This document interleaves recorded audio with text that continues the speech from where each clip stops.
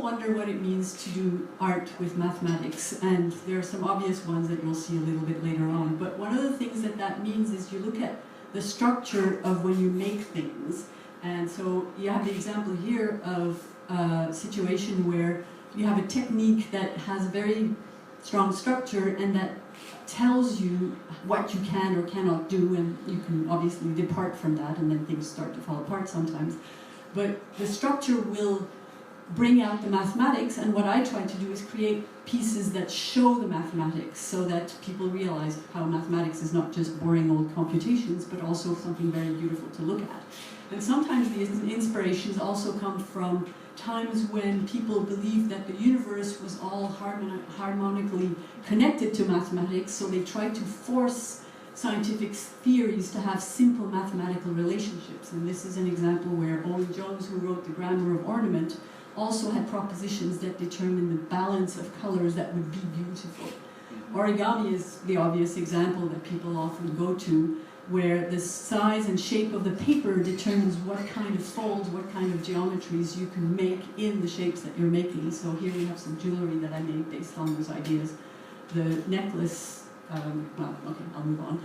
This is based on circle origami, which is also part of what I did, and it was later made bigger and bigger because I always get excited about bigger things, and it became a participatory art project, which I like to dub a barn raising, where a group of people get together and use these triangles to create a shape that's actually big enough to go inside of. This is stuff that's actually right now in the math department at Dalhousie. When they redid their student center, they decided to decorate it with mathematical art, and I was in the right place at the right time for that. So I got the chance to hang these things there, and they're in there permanently because they're actually acoustic panels in their room so that people can still talk to each other without the noise becoming impossible. This is a continuation of that same work, and these are actually multiplication and division tables. So the one on the left is the multiplication table, the one on the right is the division table. You can see it can be quite beautiful if you manipulate it using colors and changing the numbers around. And this whole series has produced also this lamp, which is again using an algorithm with a series of numbers and then turning it into a lamp, in this case. The next slide is also going to have something related to that. It's kind of taking it to the next level, but bringing back the aesthetic side, trying to make it look beautiful. So occasionally you have to abandon the mathematics because it's taking you in a direction that is forcing something that's not necessarily all that aesthetically pleasing.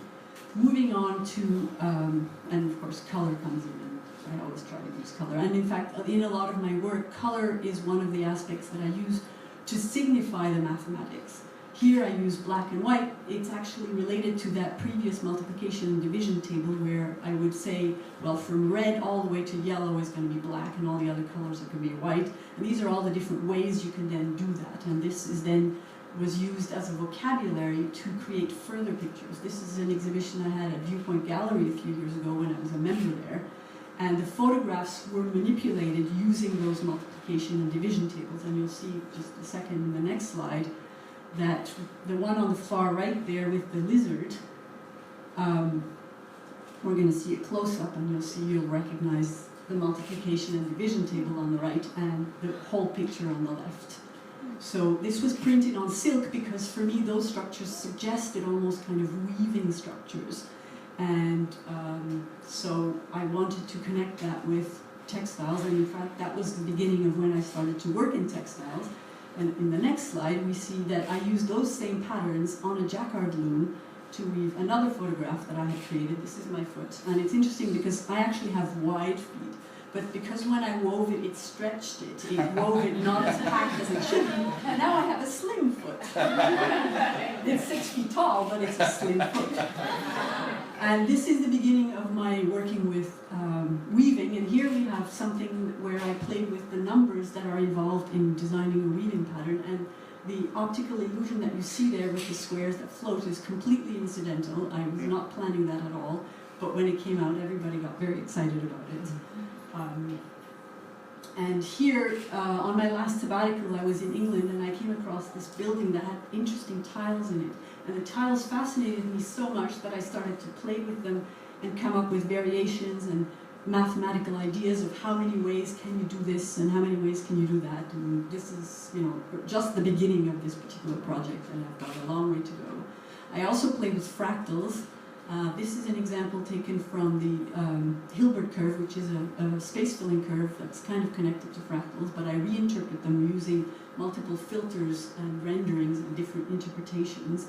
And the next slide, which is a little bit delayed, and it's also related to this. And the thing about fractals, of course, is you can use more or less complex versions of the fractals. And here we have 4 consecutive iterations.